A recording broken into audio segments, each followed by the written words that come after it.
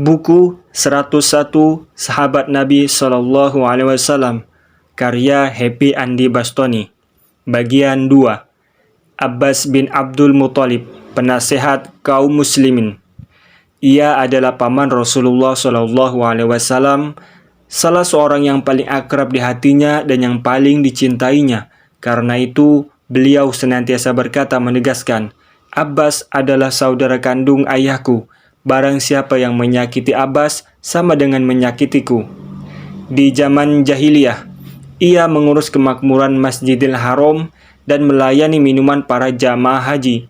Seperti halnya ia akrab di hati Rasulullah, Rasulullah pun dekat sekali di hatinya. Ia pernah menjadi pembantu dan penasihat utamanya dalam Baiat Al-Aqabah menghadapi kaum Ansor di Madinah.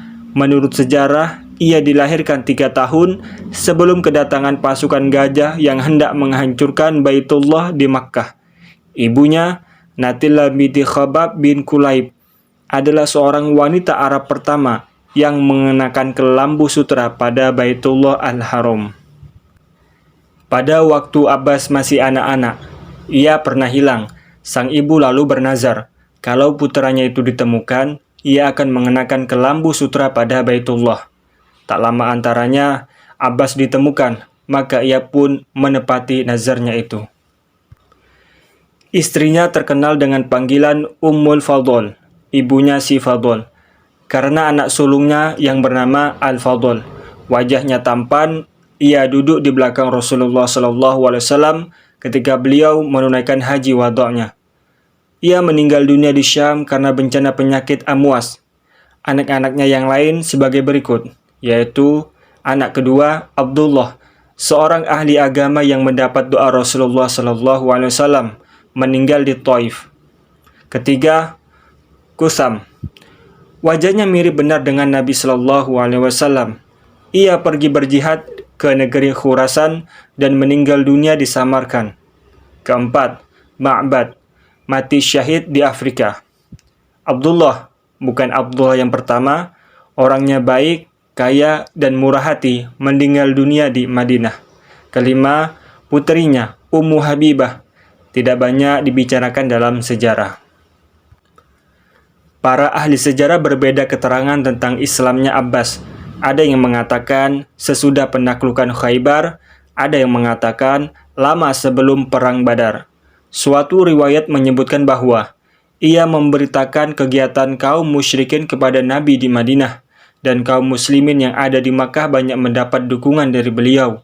Sedangkan riwayat lain menyebutkan bahwa ia pernah menyatakan keinginannya untuk hijrah ke Madinah, tapi Rasulullah menyatakan, "Kau lebih baik tinggal di Mekah."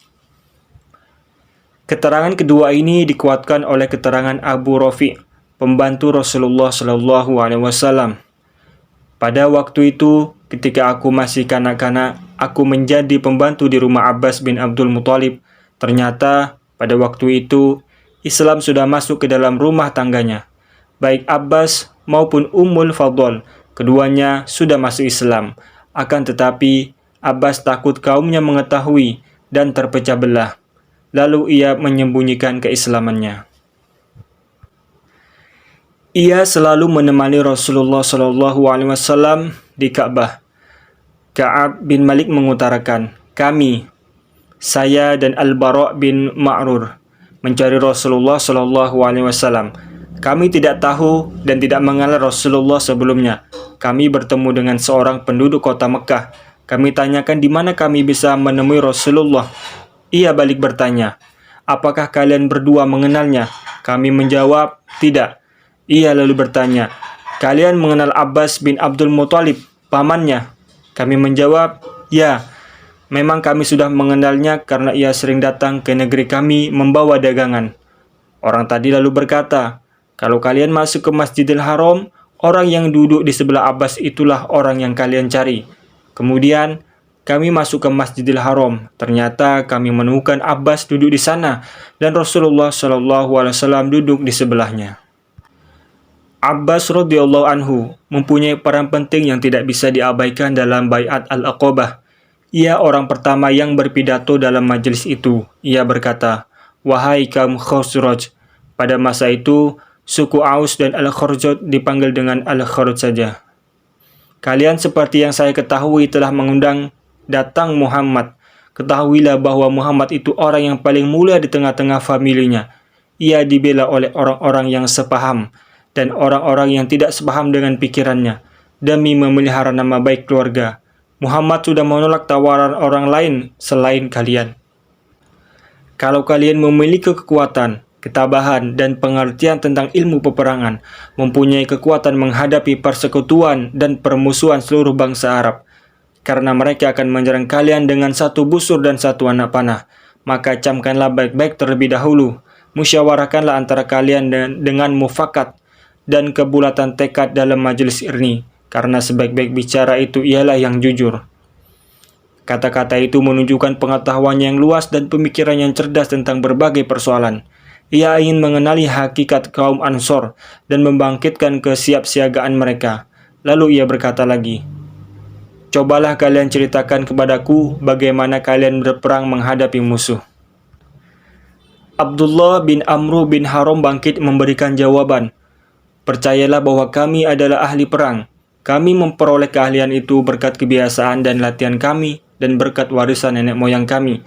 Kami lepaskan anak panah sampai habis, lalu kami mainkan tombak sampai patah. Kemudian kami menyerang dengan pedang, berperang tanding hingga tewas atau menewaskan musuh kami." Cerahlah wajah Abbas mendengarkan keterangan mereka itu, dan amanlah rasanya untuk menyerahkan keponakannya itu, seorang yang paling dekat di hatinya. Seperti ada yang ia lupakan. Ia bertanya lagi, "Kalian mengatakan ahli peperangan. Apakah kalian mempunyai baju besi?" "Ya, lengkap," jawab mereka.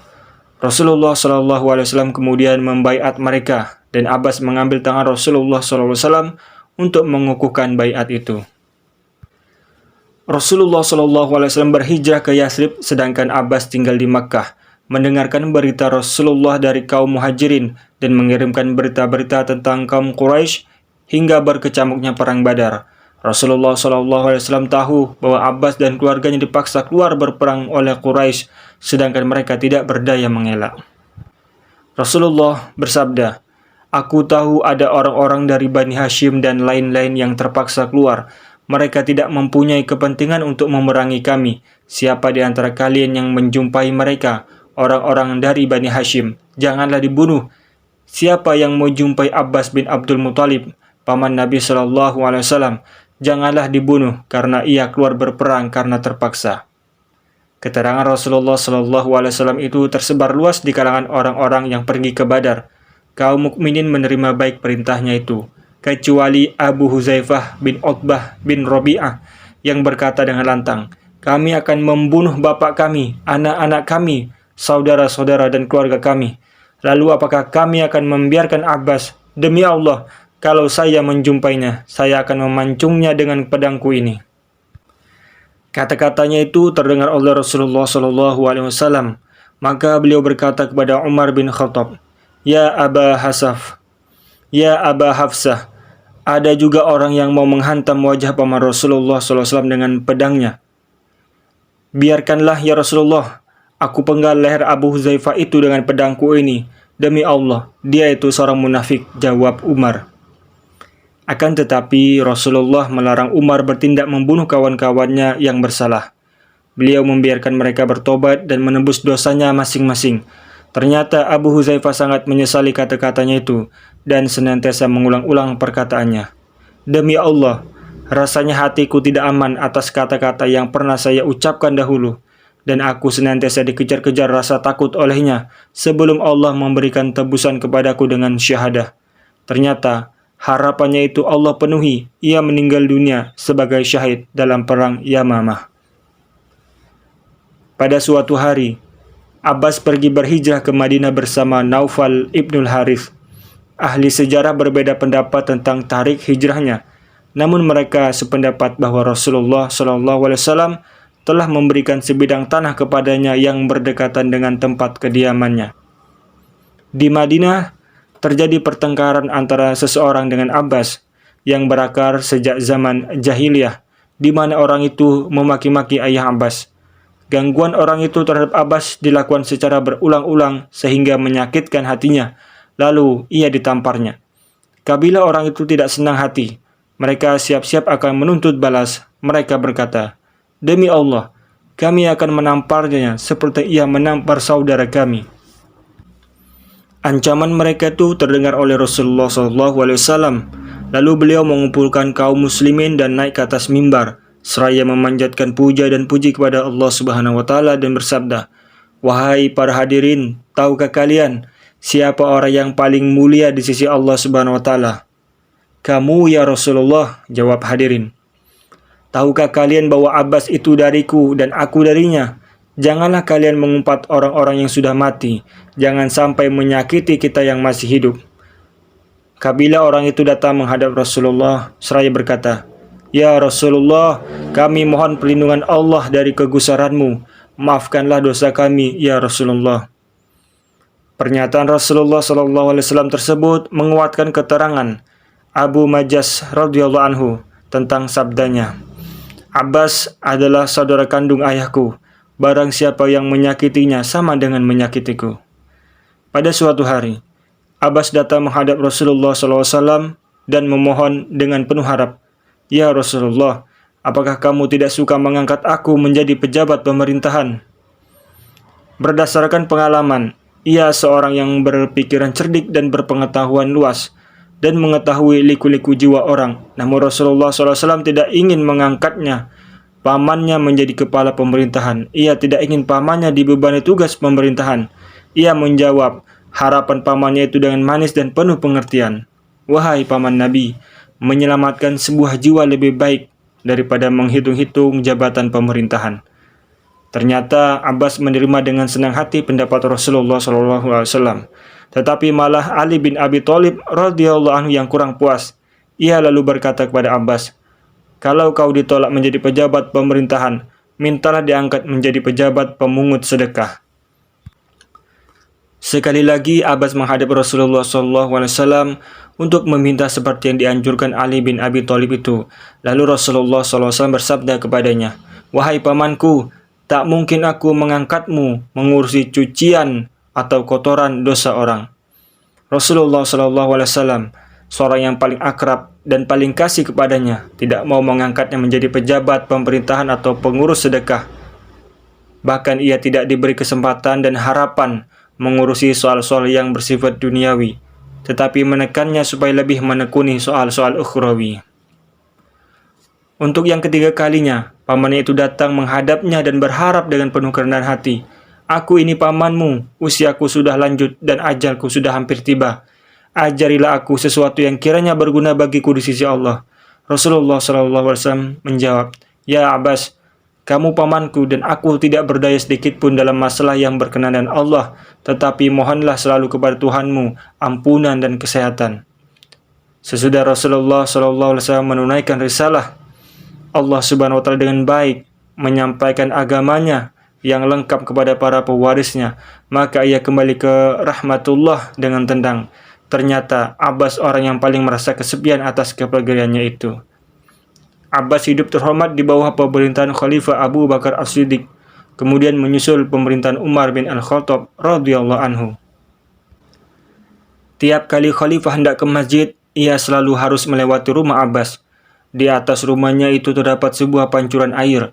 Pada suatu hari, ketika Khalifah Umar pergi ke masjid dengan pakaian rapi, hendak menghadiri sholat jamaah, tiba-tiba pancuran air itu menumpahkan airnya dan mengenai pakaian Umar. Ia kembali pulang untuk mengganti pakaian dan memerintahkan supaya pancuran itu dicabut.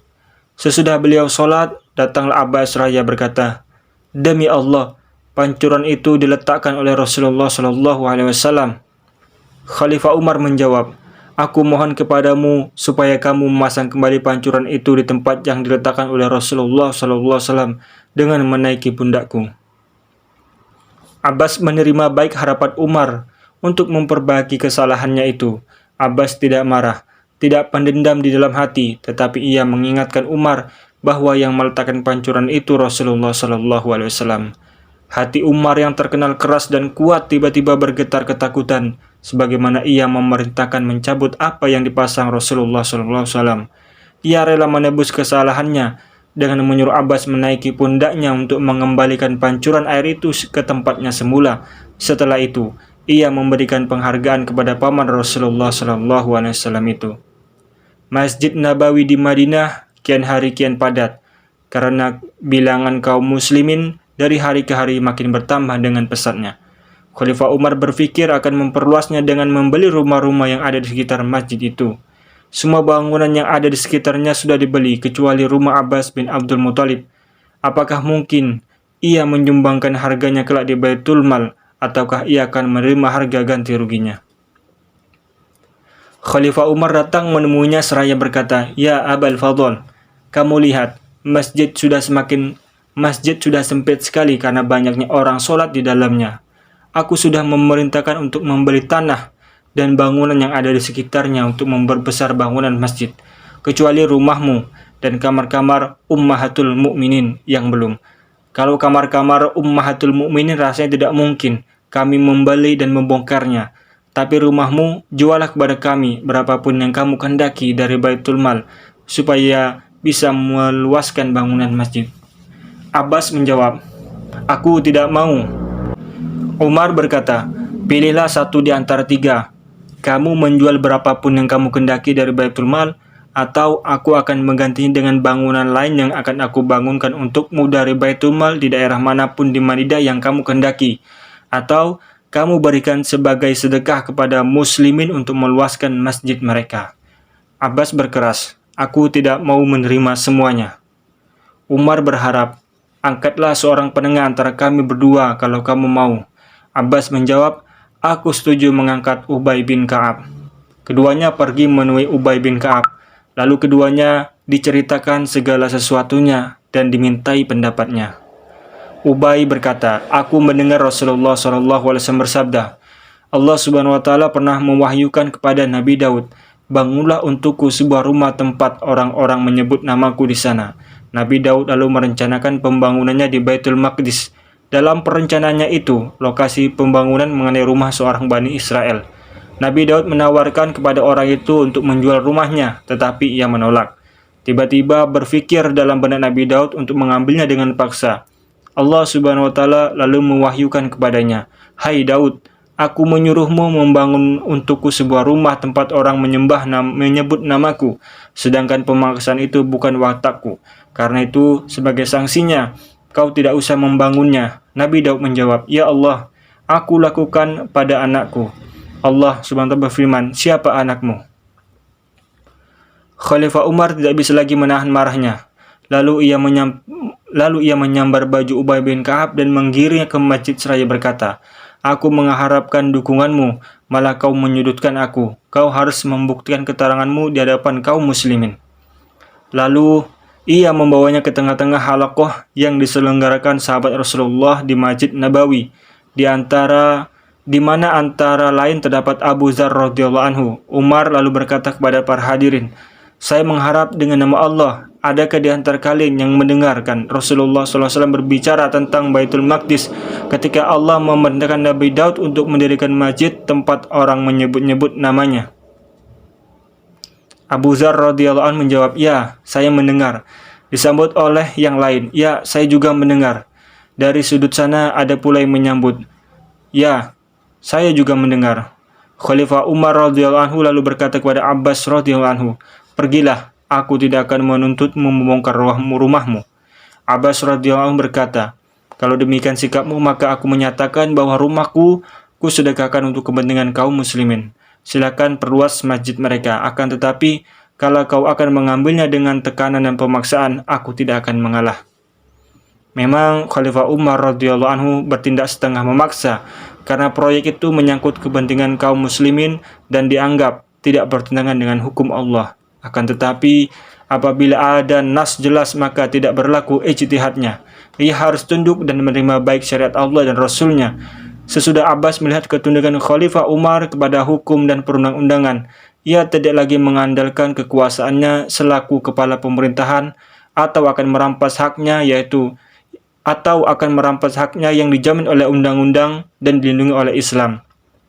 Tetapi ia benar-benar berjuang demi kesejahteraan kaum muslimin. maka ia pun memutuskan untuk menyerahkan rumahnya itu kepada hibah, sebagai hibah dan sedekah untuk meluaskan masjid kaum muslimin. Demikian tokoh-tokoh model Madrasah Rasulullah dan Madrasah Al-Quranul Karim radhiyallahu anhum ajma'in. Mereka angkatan kaum muslimin yang pertama yang telah membawa panji Islam ke seluruh jagat raya ini, membangkitkan peradaban umat manusia yang mengajar dan mendidik manusia maju serta mengenali peradaban antara agama, kebenaran, dan kebatilan. Pada suatu hari, dalam pemerintahan Khalifah Umar, terjadilah paceklik yang hebat dan kemarau ganas. Orang-orang berdatangan kepada Khalifah untuk mengadukan kesulitan dan kelaparan yang melanda daerahnya masing-masing. Umar menganjurkan kepada kaum muslimin yang mampu supaya mengulurkan tangan membantu saudara-saudaranya yang ditimpa kekurangan dan kelaparan itu. Kepada para penguasa di daerah diperintahkan supaya mengirimkan kelebihan daerahnya ke pusat. Ka'ab masuk menemui Khalifah Umar. Saya mengutarakan, "Ya Amirul Mukminin, biasanya Bani Israel kalau menghadapi bencana semacam ini, mereka meminta hujan kepada Allah dengan keluarga para nabi mereka." Umar berkata, "Ini dia paman Rasulullah SAW dan saudara kandung ayahnya. Lagi pula, ia pimpinan Bani Hashim." Khalifah Umar pergi kepada Abbas dan menceritakan kesulitan besar yang dialami umat akibat kemarau panjang dan panceklik itu. Kemudian ia naik mimbar bersama Abbas seraya berdoa, "Ya Allah, kami menghadapkan diri kepadamu bersama dengan paman Nabi kami dan saudara kandung ayahnya. Maka turunkanlah hujanmu dan jangan biarkan kami sampai putus asa." Abbas lalu meneruskan, memulai doanya dengan puja dan puji kepada Allah Subhanahu wa Ta'ala. "Ya Allah, kamu yang mempunyai awan dan kamu pula yang mempunyai air. Sebarkanlah awanmu dan turunkanlah airmu kepada kami. Hidupkanlah semua tumbuh-tumbuhan dan suburkanlah semua tanaman. Ya Allah, kami tidak mungkin menurunkan bencana kecuali karena dosa. Dan Ya Allah, kamu tidak mungkin menurunkan bencana kecuali karena dosa. Dan kamu tidak akan mengangkat bencana kecuali karena tobat. Kini umat ini sudah menghadapkan dirinya kepadamu, maka turunkanlah hujan kepada kami. Ya Allah, kami mohon belas kasih-Mu atas nama diri kami dan keluarga kami. Ya Allah, kami memohon belas kasih-Mu atas nama makhluk-Mu yang tidak bicara, atas nama hewan ternak kami. Ya Allah, hujanilah kami dengan hujan keselamatan yang berdaya guna. Ya Allah, kami mengadukan semua bencana orang yang menderita kelaparan, telanjang, ketakutan, dan semua orang yang menderita kelemahan. Ya Allah, selamatkanlah mereka dengan hujan-Mu sebelum mereka berputus asa dan celaka. Sesungguhnya tidak akan ada orang yang berputus asa dari rahmat karunia-Mu kecuali orang-orang yang kafir. Ternyata doa itu langsung diterima dan disambut Allah SWT. Hujan lebat turun dan tumbuh-tumbuhan tumbuh dengan suburnya. Orang-orang bersyukur kepada Allah SWT dan mengucapkan selamat kepada Abbas. Selamat kepadamu, wahai Saqil Haramain, yang mengurusi minuman orang di Mekah dan Madinah. Abbas hidup terhormat, baik oleh kaum muslimin maupun oleh para khulafaur rasyidin, kalau ia berjalan dan berpapasan dengan Umar atau Utsman yang sedang berkendaraan. Keduanya turun dari kendaraannya seraya berkata, "Paman Rasulullah SAW, sudah menjadi sunnatullah, setiap permulaan ada penghabisannya, setiap perjalanan ada perhentiannya." Demikian pula dengan Abbas radhiyallahu anhu. Perjalanan hidupnya terhenti dan kembali ke rahmatullah, menyusul keponakannya sallallahu alaihi wasallam dan rekan-rekannya yang lain pada hari Jumat tanggal 12